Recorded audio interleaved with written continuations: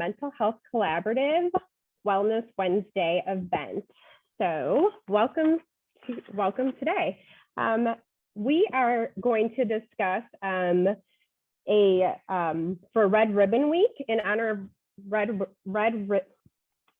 Ribbon Week, which is our drug awareness and prevention programming that we have here in schools. We are going to have a presentation from Miss Lynette Robinson, who is a program specialist and the opioid coordinator from Fulton County Department of Health, from the Behavioral Health and Developmental Disabilities program. So she is going to be here with us today, speaking to us on understanding addiction and substance use. Welcome, Ms. Robinson. Thank you so much. Thank you for having me. So let's talk about substance use and what addiction may look like. Let's kind of figure out what you know, hopefully you have some questions at the end of this, and definitely we like to be able to answer those questions so we can move forward. So let's talk a little bit about addiction, just to kind of set the tone a little bit. So addiction, as we know it, is definitely a disease. It's caused by certain changes in the brain. And of course, those changes may occur when different people may start to use different substances. Regardless of the substance, there can always be some type of altering effect from those drugs. Of course, it can happen due to repeated use of drugs such as heroin or any type of opioid, whether it's legal or illegal. We know that opioids can definitely be prescribed painkillers from our physicians. So we'll go a little bit deeper into that in just a second, but also substances such as cocaine, substances such as marijuana, and of course, alcohol.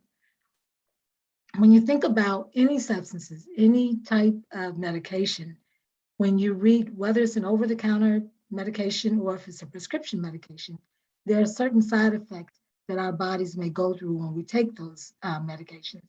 So we're going to talk a little bit more on the side of knowing what to look for when we say that someone has an addiction or maybe a substance use issue.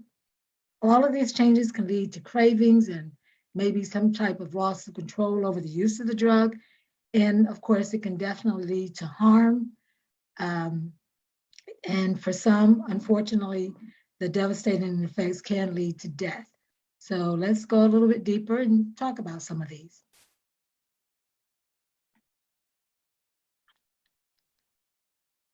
So currently, we know there are more than 20 million Americans that suffer from drug addiction or substance use disorders, including alcohol. It affects individuals and loved ones in different ways, of course. It can lead to problems at home. Definitely, we think about the problems at home. Maybe it's between parents, or maybe it's between parents and their children, but definitely regardless of what the substance is, especially if it's leading to a strong addiction, it can actually break up homes, it can break up families. If it's a young person, if it's a youth who's already in school, it can lead to some detrimental effects on schoolwork. And that's one of the things that we actually ask parents to look for. Has there been a change in the habits of that student? Has the behavior changed? Has their mood changed? You may have an A student who is now the grades are starting to drop, and that student may have gone all the way down to a C- or maybe a D student. Who are the people that they're hanging around? Substance use can lead to definitely problems at work. People are not able to focus, or the work may start to become lax in some form or another. Maybe not being able to get up and go to work, being absent, or taking too many days off. Again, substance use can lead to problems with your friends, with your relationships, whether it's a romantic relationship, friendship, or relative. And of course, it can also lead to some serious complications with law enforcement. Because again, depending upon what type of drug is the substance of choice, whether it's illegal, then definitely the person can get into trouble by trying to purchase those drugs. Or maybe Driving under the influence, whether it's under alcohol or some other substance, a person can be arrested for that. It can cause um, car insurance to go rapidly, way beyond being able to be affordable, or for a person to lose their driver's license altogether, or it can lead to someone being arrested and actually being incarcerated. Maybe not so much for using, but as opposed to the behaviors that lead to getting the drugs in their hands. Maybe if it's led to an addiction and now this person is having to maybe rob someone or break into someone's establishment just to get the medication or just to get whatever that substance is they're looking for. So there are a whole lot of issues that we can talk about as it relates to substance use. We can go on to the next slide. So again, what are some of those substances when we talk about substance use? Well, first of all, when we're talking about the various substances, usually a person may start out with what they think is a simple substance. Maybe is marijuana, maybe is alcohol. And a lot of times, alcohol and marijuana are referred to as those gateway drugs that we know can lead to stronger substances. And some of those stronger substances are some of the stimulants that we talk about: cocaine, methamphetamines. We talk about our opiates. Again, it's heroin, which we know is illegal. It may be Vicodin or Oxycontin, some of the painkillers that people may have, or some of the antidepressants, and of course, fentanyl. Now, we know used in the right place, fentanyl is a great drug because normally it's pretty strong. It's very strong, as a matter of fact, probably one of the strongest drugs that you can get on the scale of morphine. So when you think about fentanyl being used in the right way, normally it's in a hospital when a person is going through serious, serious illness. It may be someone who has terminal cancer, someone who may have had back surgery, but definitely someone who has some serious medical issues. When it's used in the wrong way, when it's produced in the wrong way, just a very small amount can cause a person to be really, really sick, or it can definitely lead to death. So nowadays, when we think about what's going on in the drug culture, we find that a lot of the drugs are being laced with illegal fentanyl. And where do we get the majority of that illegal fentanyl that's coming into this country? A lot of it is being bought and sold online on what we call the dark web.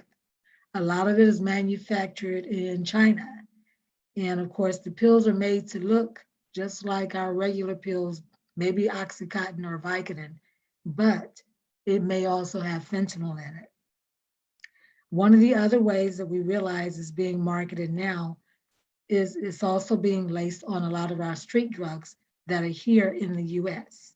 You may have someone who's buying marijuana or weed, as some people refer to it, but it may also be laced with a little bit of fentanyl. A lot of the pills that you see on the screen, or even with cocaine, it can also be laced with fentanyl. And there's no way to tell. There are some drug strips that are available, but if a person is searching for that next high, or if they're looking to get high, with others, they're not really stopping to test to see whether or not there's some fentanyl in it.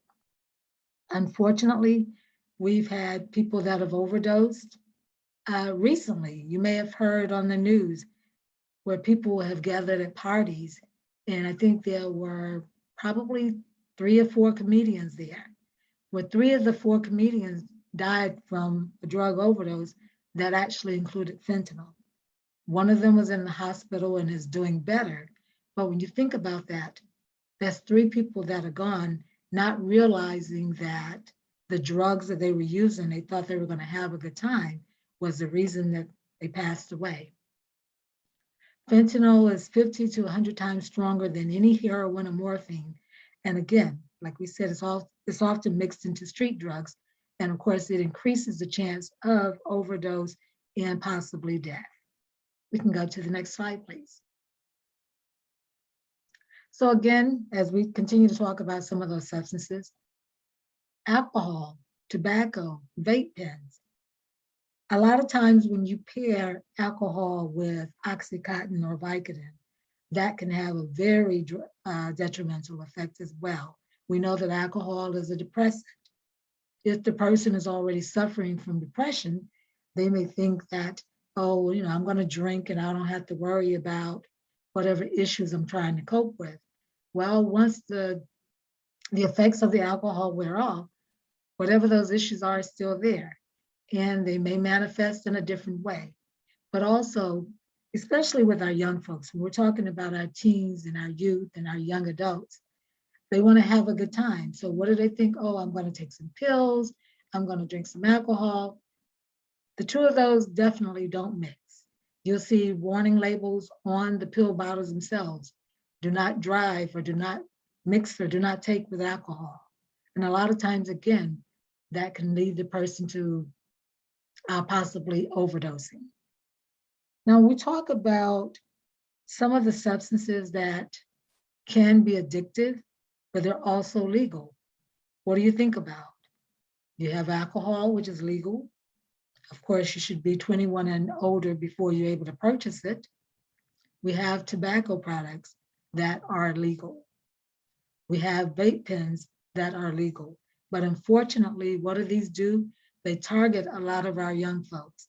They know that our young folks are looking for ways to have a good time. They know if they package them in the right way, they will appeal to a younger audience.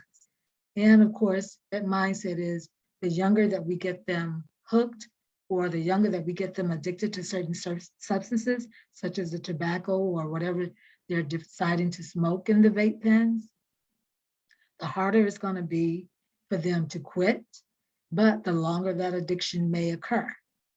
You think about it, there are some kids, unfortunately, as young as 12 and 13, and possibly younger, that are becoming addicted to alcohol, that are addicted to tobacco, that are addicted to the substances in the vape pens.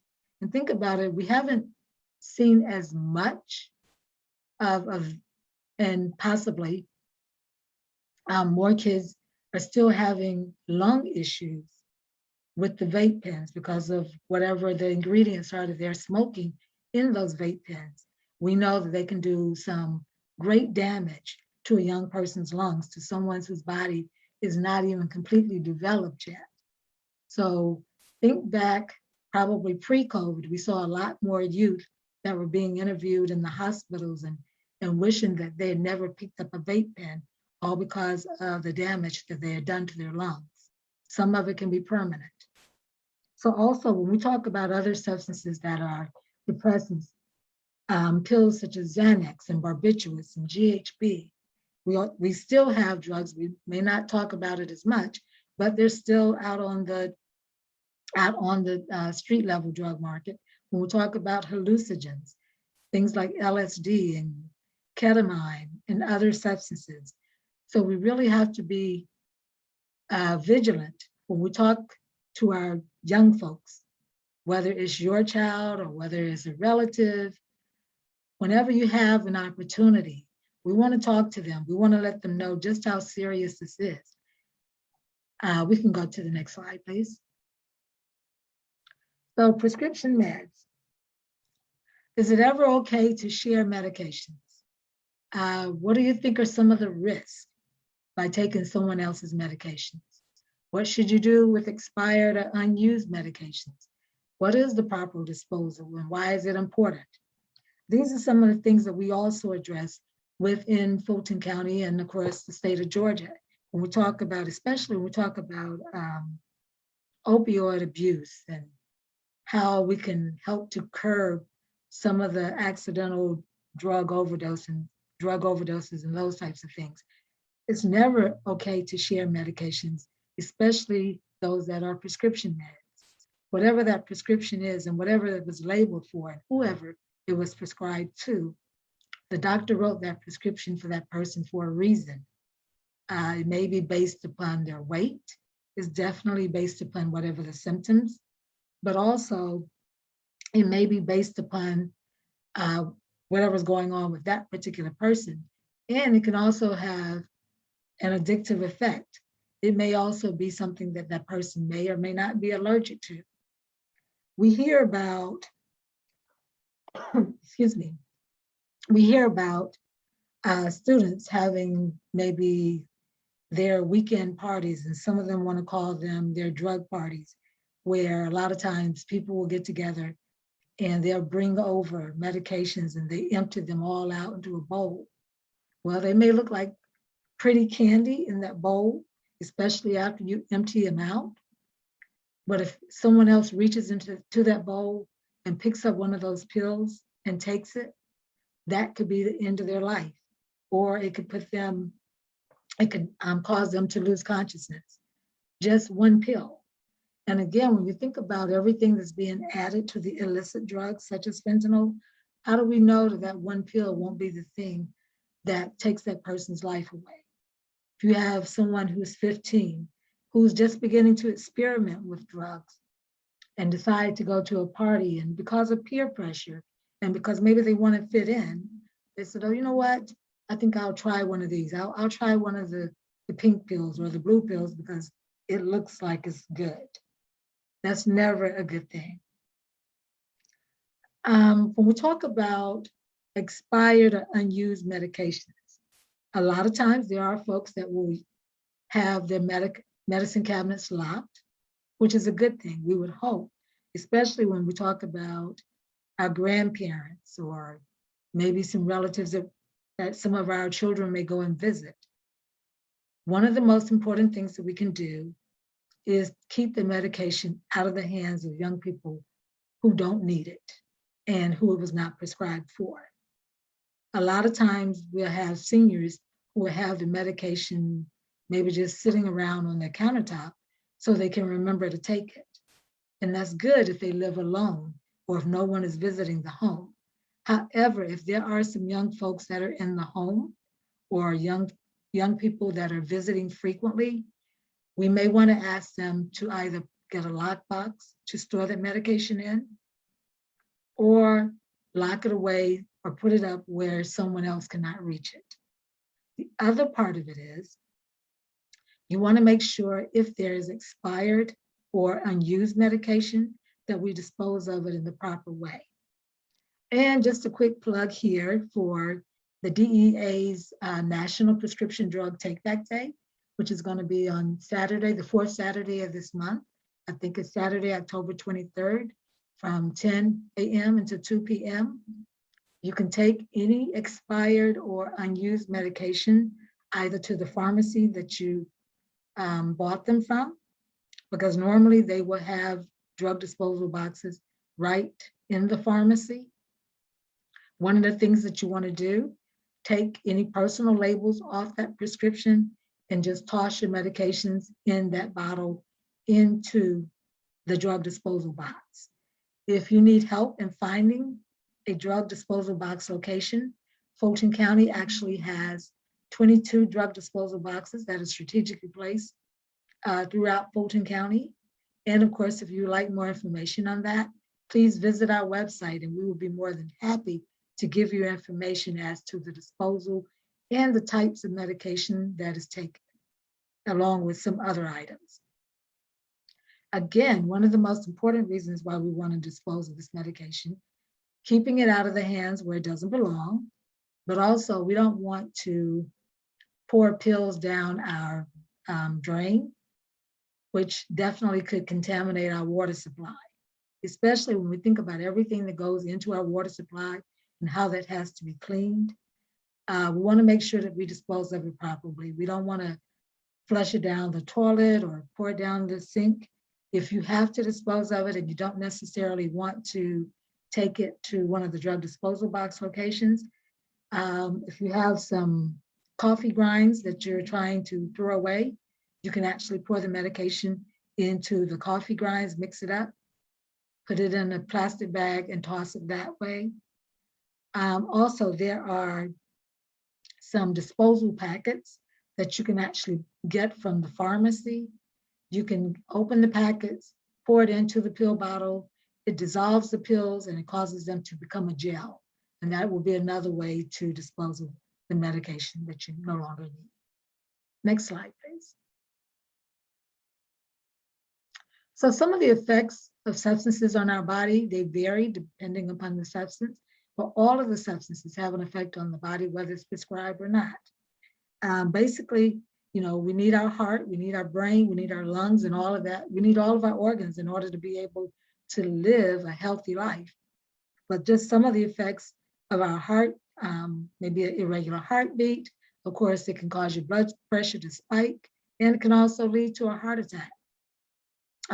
Substances like cocaine, you think about it, years ago, there was a young man by the name of Len Bias who had a promising basketball career, decided to use cocaine, and it caused him to have a heart attack, and he passed away. So that was one life, gone way too soon. But of course, he had a promising career. So we think about some of our young people and some of the effects. A lot of times we don't even know whether or not there are underlying heart conditions or underlying illnesses that we may have. Maybe those symptoms haven't come out or manifested themselves yet, but they could based on what we're putting into our bodies. When we think about effects on the brain, it could lead to a stroke or a loss of coordination and focus. Again, if you already have someone who's dealing with depression, it can cause a person to sink more into a state of depression. It can cause a person to become paranoid. It can also lead to seizures or nerve damage. Also, when you think about our lungs, it can cause us to breathe way faster than what we should, or rapid heartbeats. It can lead to lung failure, and of course, having a loss of oxygen, which of course causes some people to lose consciousness or slower breathing. When you think about those people that overdose accidentally, they take maybe an opioid or whatever the substance is. If it causes them to overdose, some of the signs that we look for is shallow breathing or breathing that is slowed. So again, we know liver and kidney damage, especially when we talk about the effects of alcohol or prolonged use of alcohol. We definitely need our liver to filter out all of the toxins out of our body and our kidneys. One of the things that we think about, when people start drinking at a younger age, of course, and the alcohol use is prolonged for years and years, it can definitely lead to some damage with our liver, especially when you think about liver cancer, increasing the risk of hepatitis, or even kidney cancer.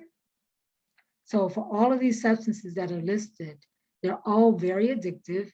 They can all cause sudden death in individuals, except for maybe marijuana and tobacco. But if it's laced with fentanyl, that could even be deadly as well. Sometimes when we think about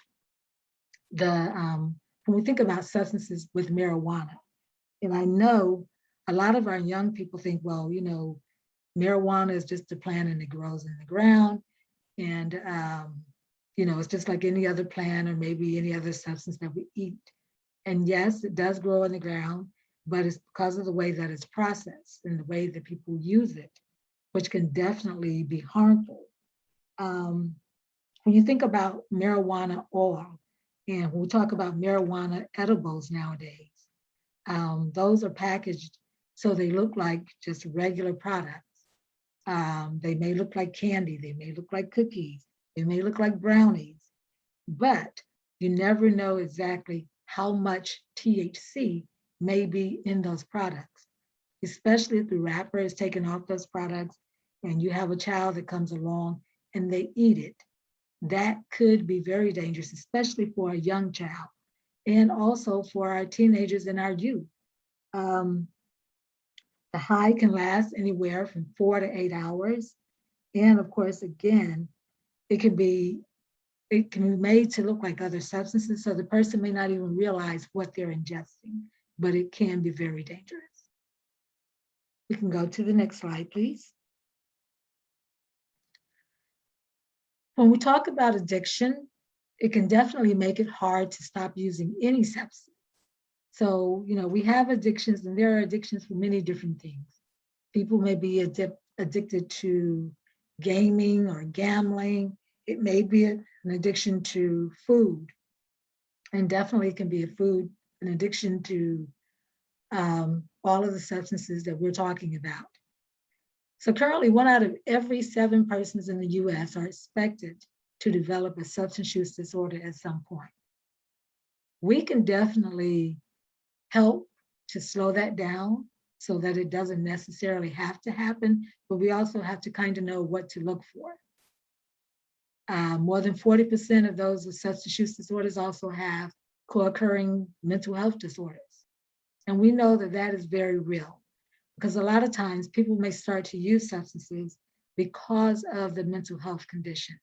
A lot of times, maybe if they're schizophrenic and they're hearing multiple voices in their head and they want to quiet those voices, instead of maybe engaging with a mental health therapist or a clinician, they may decide to self-medicate, which we know that that is not going to help in the long run, because now we have someone not only with a mental health disorder, but also someone with a substance use disorder. So that may be the road that leads them into the substance abuse.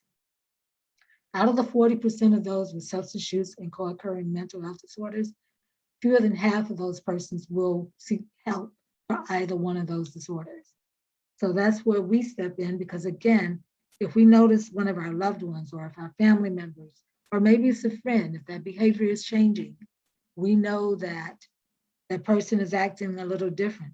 Sometimes it's just a matter of inquiring and asking whether or not we can help them with something. Can we find a resource that they will need or they can use? Can we help them? Can we take them in to get the help that is needed?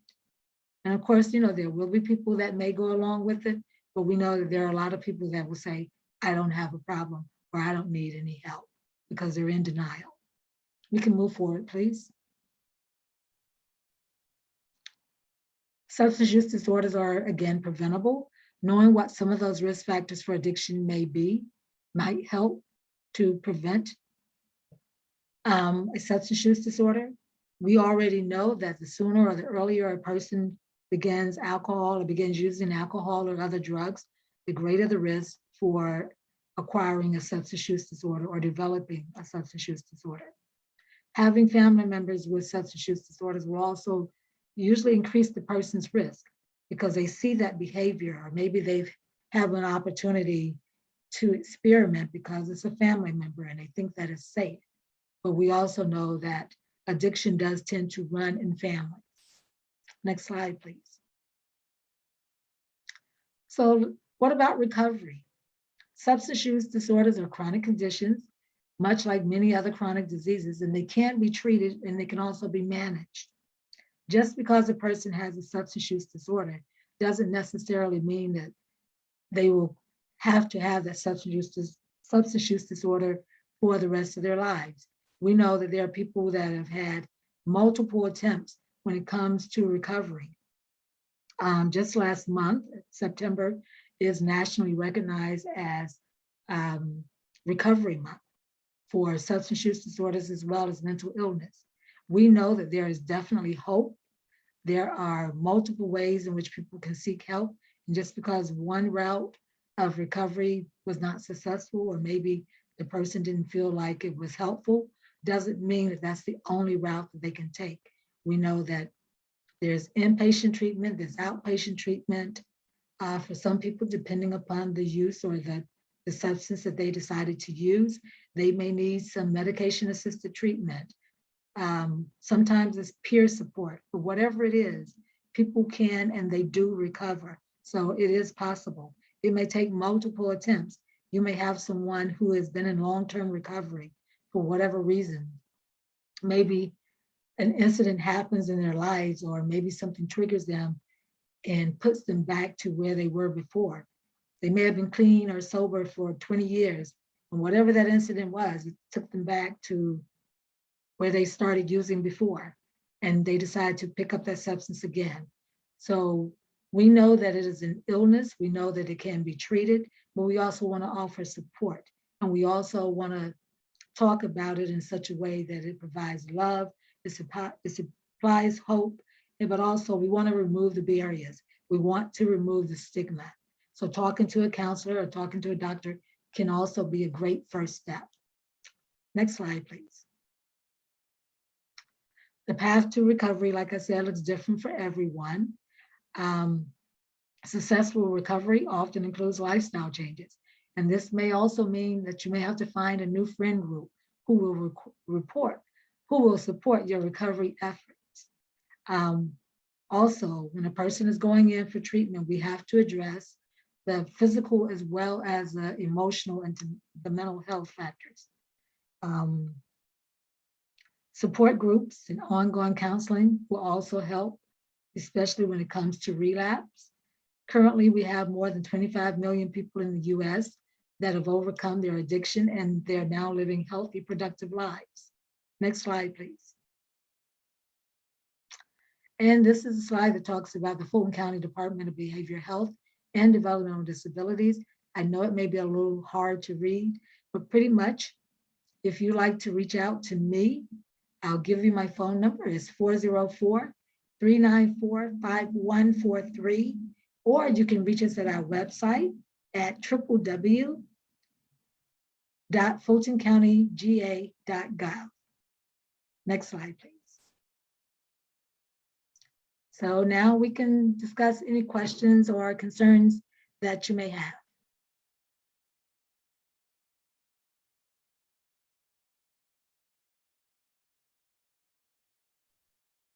Thank you so much, Mrs. Robinson. We will open it up for any questions. We'll give it a few minutes to see if anybody has any questions for you. That was a great presentation, lots of very helpful information. So thank you so much for putting that together for our families. Oh, you're quite welcome. Again, I really hope that for those who are dealing with substance use, especially with our young people and some of our older folks as well, that they'll realize treatment is available. You don't have to do it alone, and there's always hope, and there are always people that are willing to help.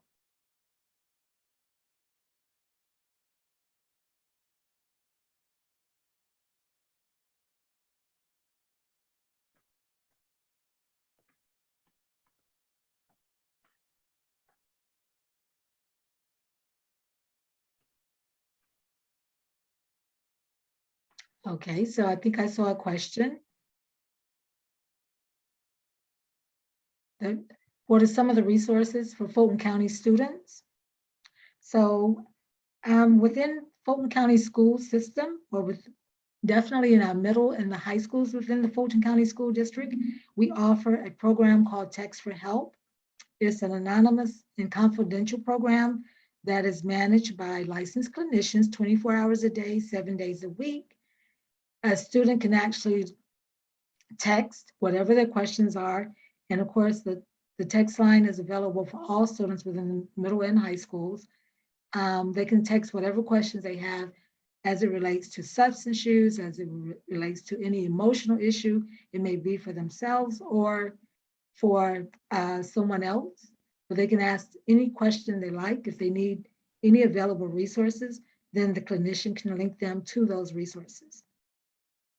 We also provide mental health therapy,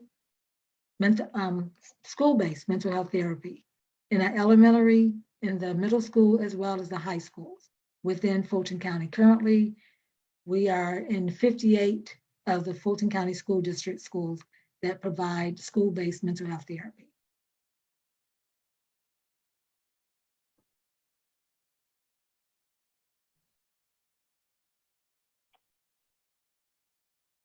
Okay, it looks like that wraps up any questions that we have. I also just wanted to say too, students can always reach out to their school staff, to their social workers, to their counselors.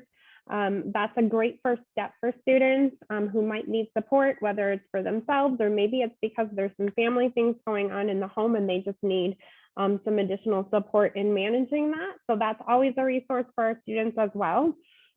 Thank you guys for joining us today for our Wellness Wednesday event. And thank you again, Mrs. Robinson, for joining us today in our celebration of Red Ribbon Week later on in the month of October. I hope everybody has a good rest of their day. Thank you. Thank you so much.